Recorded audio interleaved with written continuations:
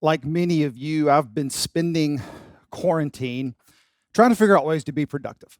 The things we could do, things we couldn't do. And I've heard many of you talk about this. I've been doing the same thing. I've been doing home projects, which means I have spent an abundant amount of time at big box hardware stores, Lowe's, Home Depot.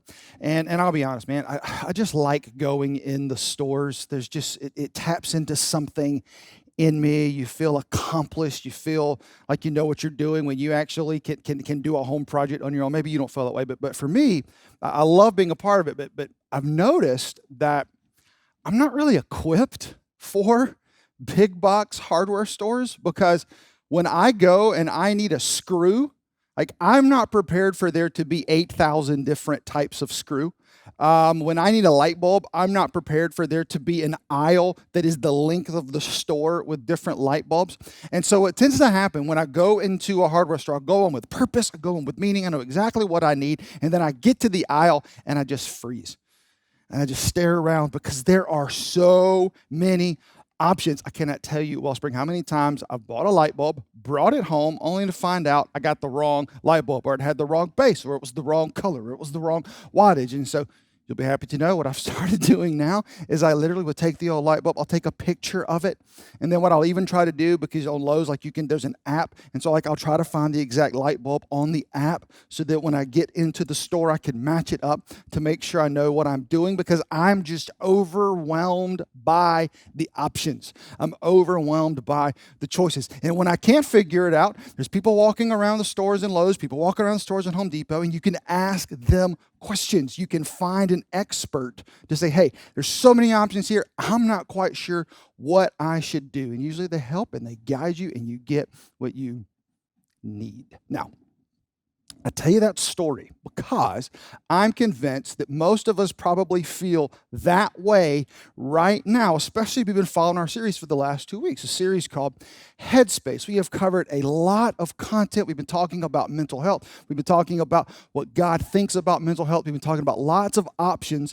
And what we want to do today is just kind of pause and talk about what's next. And to do that, we are going to talk to some experts. In just a few minutes, I'm going to share with you a conversation I had with some local counselors that's going to help us sort of unpack and understand what our next steps look like if we find ourselves struggling with mental health in this season. But before we get to that conversation, what I want to do very quickly, especially if you've missed the last couple of weeks, is sort of get everybody back on the same page and remind us what we're talking about and why we're talking about this. So if you haven't already, make sure you download our app, especially if this is your first time joining us. This app is not only a great way to stay connected with our church, it is a great way to catch up on what we've been talking about the last 2 weeks, because this is week 3 of this series, and we have covered a lot of content. So to kind of bring everybody back on the same page, we are talking about mental health. And the way we've been defining mental health is this. Mental health is our ability to function effectively in daily life, specifically in these 4 areas. It's our ability to have productive activities. It's our ability to have fulfilling relationships. It's our ability to adapt to change, and it's our ability to cope with adversity. And what we believe is that the healthier we are mentally, the easier it is to do these 4 things. And what we've been talking about through the life of this series is that we can all admit right now, because of what we've been going through with COVID, through all the changes, that things are more difficult than they used to be. It is more difficult to function effectively in daily life. Maybe it's more difficult to be productive at work. Maybe it's more difficult to be productive at home. Maybe it's more difficult to find fulfillment in your relationships. Maybe it's more difficult to adapt to change. It's all we've done for 6 months is adapt to change. And maybe it's more difficult to cope with adversity. There's absolutely nothing wrong with feeling any of those feelings. And it's why we're talking about it as a church, because we are convinced that mental health matters to God. And because it matters to God, it matters to us. And mental health, just like physical health, comes in degrees. For some people struggling with a physical health struggle, the answer is eat better. Just like some people who are struggling with a mental health struggle, the answer is going to be take a nap, go on a vacation. For others, physical health struggles require a visit to a doctor and maybe a prescription. Maybe you have a fever. Maybe you have an infection. It's the same with mental health. Sometimes our mental health struggles are going to require us to visit an expert to have conversations. Sometimes in physical health, the problem is so severe, the struggle is so great, we have to have surgery. Sometimes with mental health, the struggle is so great, we require medication. It's exactly the same. It works the same way, but for some reason in our society, we've attached a stigma to mental health struggles that we as a church are desperately trying to erase. And one of the ways we've done that is we keep going back to Jesus and pointing out how much Jesus cared about mental health. The very first week of this series, we learned that Jesus is passionate about mental health when he said these words. He told us that the thief, he's talking about Satan, talking about the devil, talking about our enemy, the thief comes only to steal and kill and destroy. Jesus says, but I have come that they may have life and they may have it to the full. And if you were with us week one, you know we equated mental health with what Jesus was talking about, life to the fullest. Because what Jesus did in that passage is he explained the cause of not only our mental health struggles, our physical health struggles, every struggle we have, it's sin. And sin came into the world through Satan, who is a thief. And when sin came into the world broke. And that's why Jesus came to rescue us, to fix what sin broke. And the reason Satan tried to do that, the reason Satan tried to come into the world and hurt us is because he's a thief, because he wanted to steal from us what God offers, the goodness of a relationship with him. It's because he wanted to consume and devour us for his own selfish motives. And it's because he wanted to destroy us because God loves us. And it's through that sin that came into the world that our environment, our genetics, and our choices were broken. And it's through Jesus that we can find hope and healing in all three of those areas. And it's why for the entire series we have been hammering one point when it comes to mental health, and it's this: it's okay to not be okay. Our world isn't okay. Our world is under attack from a thief. Sin came to destroy. And Jesus says he came to give us life to the full. That's why we've been saying, hey, it's okay to not be okay. But it's not okay to stay that way. It's not okay to stay trapped. It's not okay to stay defeated. And as I said last week, that is not an indictment on our behavior. That is an invitation to our Savior. It is an invitation to walk into what he offers. And last week, we figured out how big a deal this was to Jesus. Mental health isn't a side issue. Mental health isn't something that's an add-on. Jesus taught us last week that mental health is the most important thing that we can do. And if you missed it, I want to go back real quickly, and I want to share this verse with you because it's so freeing to know that we have a God that cares so much about our mental health. Here's what he told us last week. He says, you must love the Lord your God with all your heart. As we learned last week, heart refers to our thoughts, refers to the way we think and the way we act on the world. He says, we must love the Lord the God with all our soul. He's talking about our feelings. He's talking about our emotions. And all our mind, talking about our decisions. And he says, this is the first and greatest commandment. The first thing I want to ask you to do, the most important thing you can do, is be free to love me with all your thoughts, with all your emotions, and all your decisions. And as we said last week, what Jesus is saying there is he's saying, this is what I want for you. So if this is difficult for you, come to me, come to your Savior, come to the one who says, I will give you rest. Come with your burdens. Come to me and I can help you. It matters to me that you're struggling. It matters to me that this is difficult. I know a thief came to break it, but I came to set you free. So if you're at home today and you're struggling with, do I matter to God? Do my struggles matter to God? Do these issues matter to God? He would say, they mattered so much, I sent my son to to rescue you, to set you free in your heart and in your soul and in your mind, to set you free to be able to follow Jesus with all you have. And then as we saw last week, it's not just us. Jesus adds this command. And he says the second is equally important. Love your neighbor as yourself. What he's saying is, I don't want this just for you. I want this for the world. And so that's where we left it. Last week, we left it discovering how much God cares about mental health. That the reason he sent his son was to set us free from a thief. And that what his son wants for us is to be set free to love him with all we have, with every ounce of our mental health. Struggles, issues, he wants us to be complete and full and whole to the best of our ability and to the best of his ability to follow him. So, what do? We come to this moment last week, and maybe you're here this week. You feel like you're in Lowe's. You see all the options. You don't know which one to pick. If you were with us last week, you know Abby and I talked about a new program we're starting at our church called Mental Health Coaching. And if you are ready, if you say, hey, I know I want to have a conversation, you can reach out right now. Reach out through the app, send an email, fill out the survey. We are ready and willing and able to have that discussion. But I know for some of us, me included, we still need to see the big picture. We need to know what all the options are. We need to understand how it all works for us to be able to make the best choice for us. We've heard all this. Here's what we need to know. What's next? And that's why I had the conversation I had this week.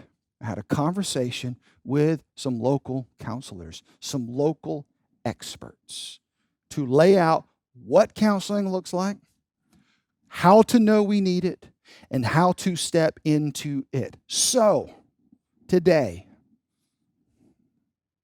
if you can admit, you know what? It is a little more difficult to function. It's a struggle. I don't know how difficult. I don't know how severe. I don't know if I just need a walk. I don't know if I need a conversation. I don't know if I need medication. I don't know. You have picked the perfect day to join us because we had a conversation that I hope will give you a path to answering those questions. So, let's check it out. All right, well, as I said, we've got some special guests today. We're going to have a conversation with Ron and Roberto Bogle. They are the directors of the Center for Counseling and Wellness. And we have them here today to really talk to us about what's next, to talk to us about, okay, when we think we might have some mental health struggles, some mental health issues, how do we know what to do with them? How do we know where to go? And so, first of all, I want to thank you guys for being here. And kind of before we dive in, I want to give you guys a chance to sort of introduce yourselves to our church. And so why don't you tell us a little bit about yourselves and how you got into counseling to begin with, how you got into wanting to be a place to help people? Okay, about 10 years ago, I was an associate pastor at a church in North Myrtle Beach. And all of these people would come in with really deep-seated problems. And they didn't have $100 to pay a counselor. They didn't have insurance. So, of course, the first thing I did was, God, what are you going to do about this? So God does what he usually does, and he turns around and he goes, Ron, what are you going to do about it? Yeah. So I decided, and we found a building with 12 offices. We opened it just with Roberta and I and every dime that we had in the bank. And so for the first year, it was all volunteers, just her and I. And God has so blessed it that today we have 5 offices. We see over 300 clients a week. Last year were able to give away over $258,000 worth of free counseling. Wow. So our motto is, our mission is to bring help in healing and hope to change relationships. Mm-hmm. It's been an unbelievable ride, and God's blessed us in every step. When we opened, as Ron said, it was just me, and we had an intern. And as we started expanding, I realized that taking care of the counselors was a big piece of how we were going to grow. Mm-hmm. So not only do we want to make it great for our clients when they come in, but we wanted to make it great for our counselors. Mm-hmm. So happy counselors lead to good therapists who can help their clients better. Right. So We have right now 5 interns. One thing I love doing, and God gave me this gift, I guess, because I come from a family of lots of teachers. So the practicum and internship students are how we grow our counselors. Many of them stay with us when they're done. We get to kind of see what they're made of. They get to see what we're made of, and that all kind of grows together. So that's how we can offer services to anyone, even if they don't have insurance. God has just blessed us with some really, really great people doing counseling there. And I'm honored to be the clinical director. So yeah, we love the fact that one of the things that you guys just talked about is wanting to make counseling affordable, wanting to make it accessible. As a church, we're passionate about that as well. But one of the questions I think people have, even if it's affordable, even if it's accessible, counseling just feels intimidating to an outsider. We all just know what we've seen on television. You're going to have to go in, lie on a couch. And so, if you wouldn't mind, why don't you just sort of talk about what counseling looks like? Like, what would someone experience if they were to come, make an appointment, and just sit down and talk? How do you guys start that process? Well, I was just going to say that it is intimidating. And especially like a man, it's almost like we have to give up our manhood to go in and submit to counseling. Well, that's not true. And if I could speak a little bit about myself, about 40 years ago, if it wasn't for a good Christian counselor, I wouldn't be here today. And what I had to realize is that my grandmother had depression, my mother had depression, and guess what? I have depression. Right. So I need to take medication, and I'll be taking it the rest of my life. Once I realized that was okay, I was home free. One of the things we committed to when we first started was that we felt it was very important if someone calls in, there's a person to talk to on the phone. We didn't want them getting an answer machine and have to press 3 different things. So we hold to that today. And you can talk to one of our front office staff people who are trained in how to talk to you about whatever. They won't ask you invasive questions, just kind of get general information.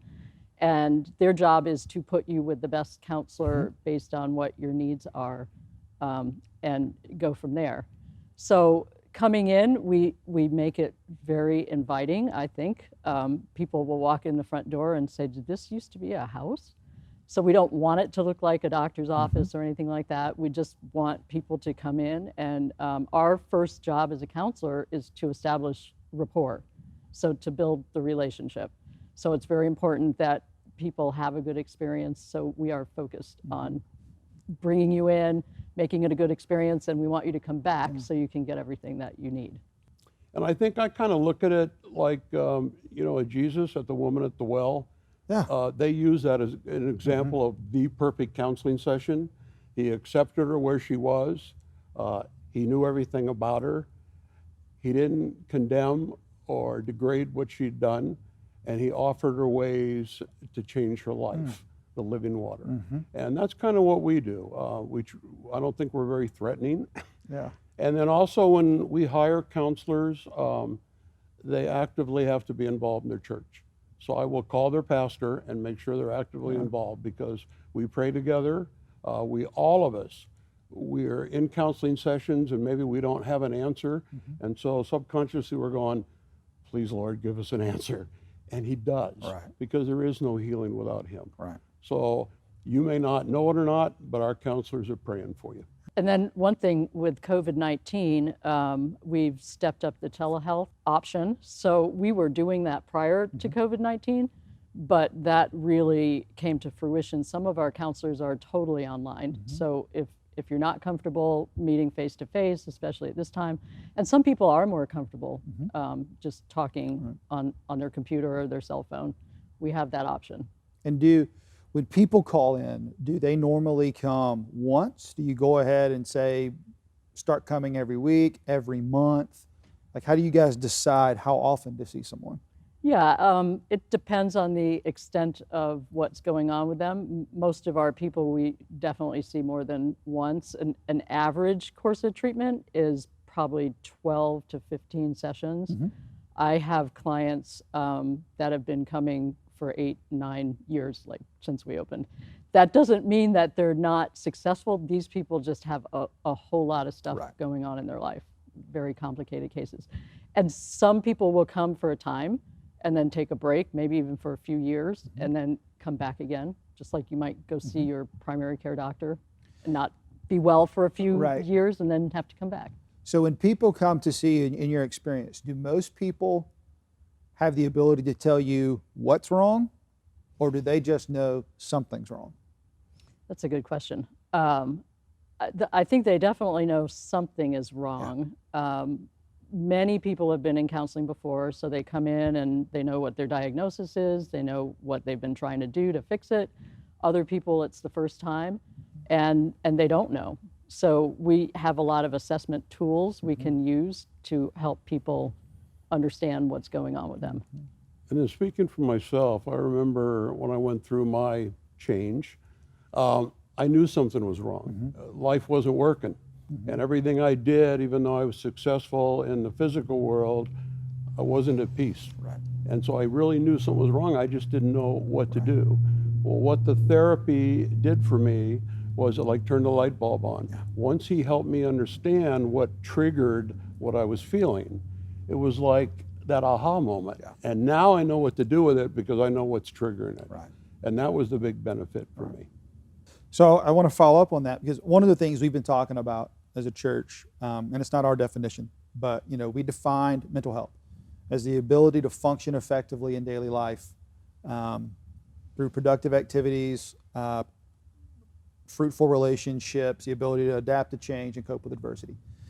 And a lot of people right now, we've been talking about it, are finding that difficult to currently in COVID, specifically through anxiety and depression, that we're seeing that more and more. And so one of the questions I'd have for you is to help our people, how did you know, okay, this isn't just normal things happening in life, this is something that I need to go have a conversation with someone about? What elevated that in your mind to know you needed to take a step? What happens is all of us have little, I call them rocks in the roadway, or little bumps in life. That's normal. I mean, he tells us that. But what happened with me is those bumps became boulders, and depression and anxiety set in. And there were mornings when I literally would have to take my pants leg and lift my leg off the bed so I could get up and get moving again. It was at that point that I realized I had no answers for me, and I needed to get some help. So yeah, when you're not functioning in your daily life, getting out of bed, going to work, sleeping well at night, when those things stop, you're only sleeping a few hours, you're ruminating on the same thoughts over and over, you're not doing the things that you know you need to be doing to be productive and to have maintain those relationships in your life. We do a lot of marriage counseling. I often share that we wouldn't be married if it weren't for some really good Christian counselors along the way. And, relational problems are huge red flags for maybe you need to talk to someone. Sometimes it's very difficult. As Ron was saying, sometimes it's a huge boulder. It's a mountain by the time they get into counseling.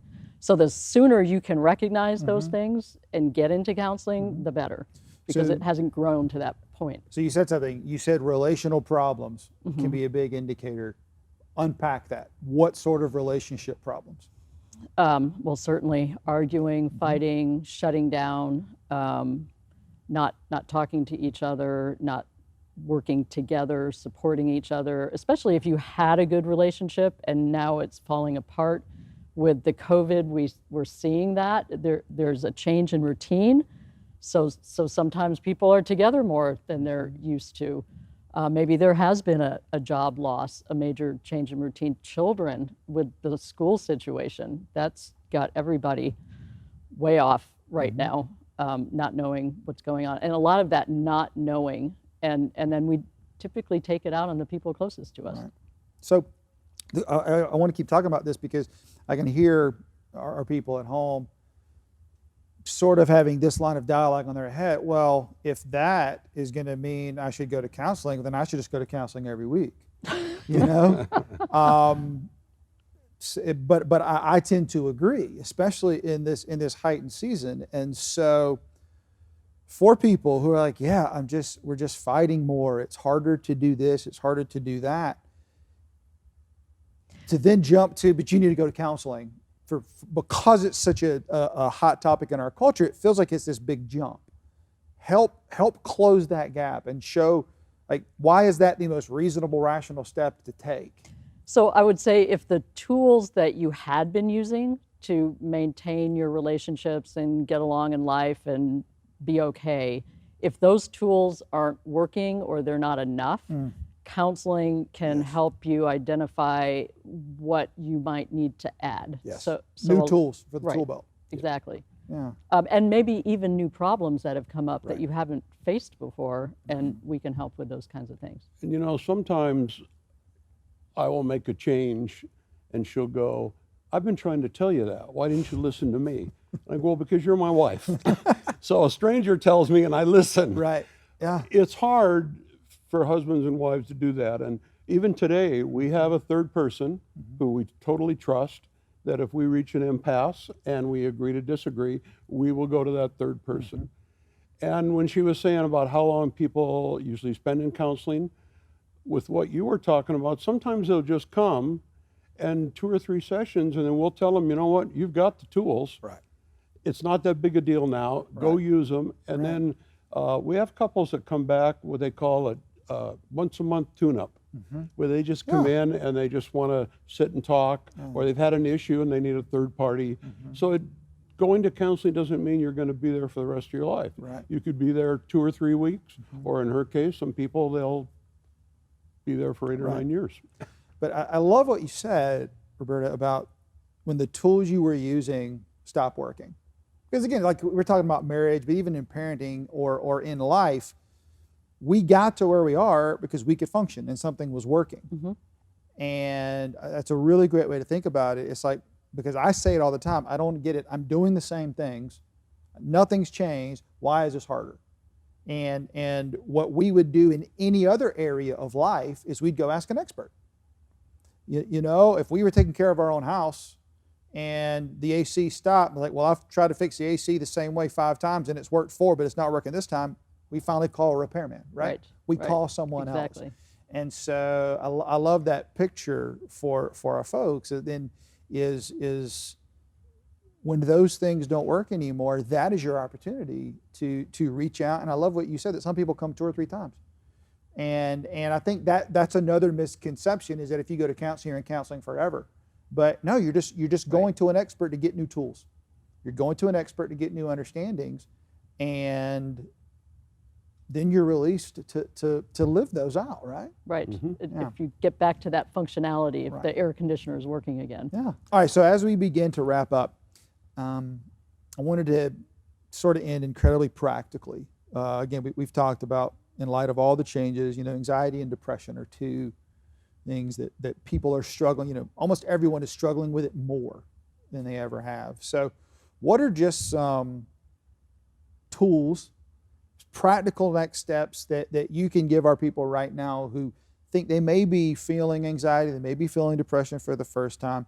What are some at-home tools they can use to see if they can't find the ability to function in the midst of those struggles? Well, from what I understand, Wellspring has an awesome program of coaching. And the first thing I would do then is I would go see a coach or a pastor and say, this is what's happening. And then they will be able to tell you, is this just a little bump in the road? Or yes, because it's prolonged, I think you should go see somebody. And that's one way of telling. And the only other thing I wanted to kind of leave everybody with is, I know with me, with my anxiety and depression, I was given Paxil.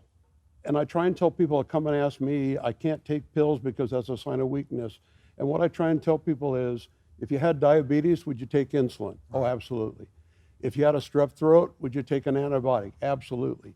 this is no different. Right. So there is no stigma Mm-hmm. attached to it. Mm-hmm. And Paxil will help me the rest of my life, and that's where I'm going to be. Some things for maybe lower level Mm-hmm. anxiety and depression, which are more situational, Mm-hmm. possibly like the COVID situation is kind of something that just happened to all of us.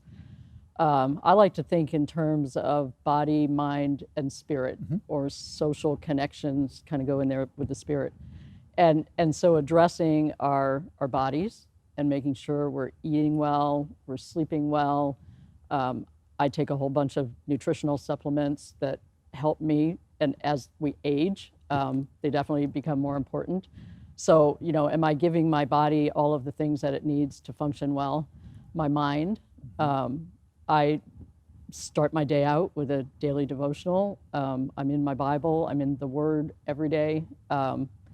I address those thoughts that what I call stinking thinking. I've gotten pretty good at self-awareness. Ron helped me a lot before, where I'd be thinking something and he'd go, well, that's not a good way to think about it.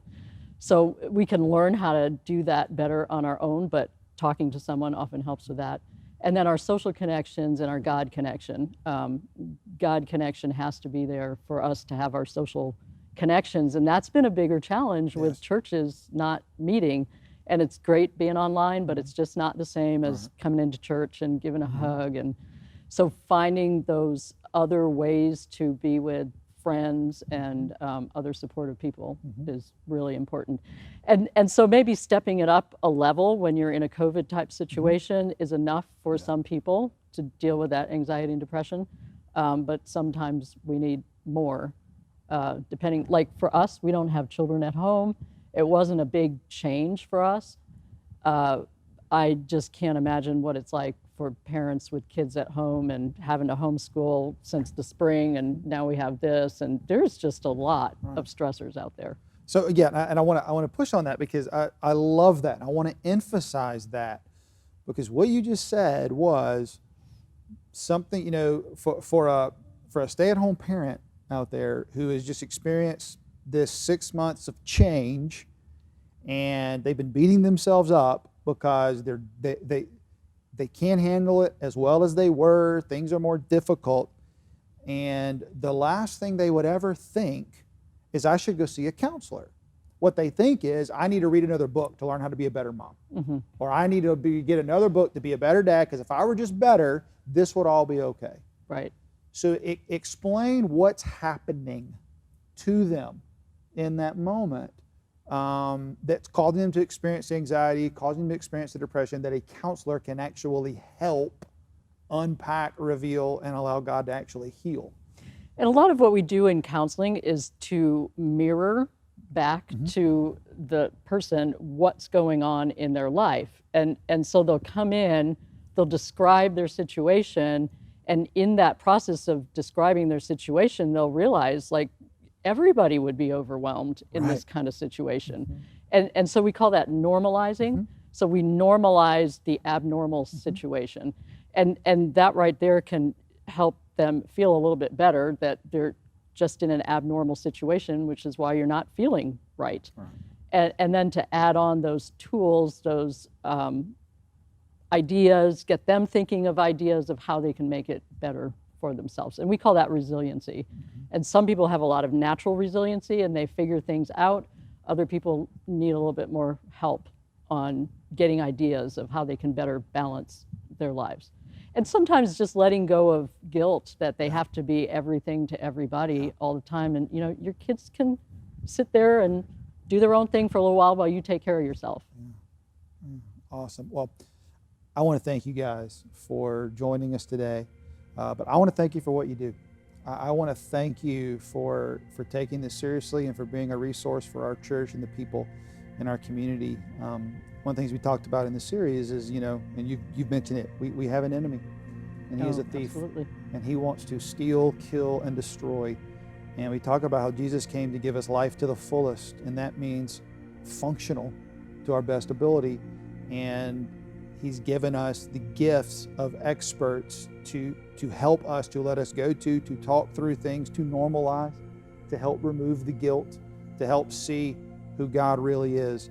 And I just can't thank you enough for being here, and I appreciate what you're doing. And if you're at home, I hope you are encouraged today. I hope you are inspired to take a step today. I hope you know that taking a step towards mental health is the bravest, safest thing you can do. And as your church, we continue to want to play a part in that. I want to thank you for joining us today. We have one more song, so let's check that out.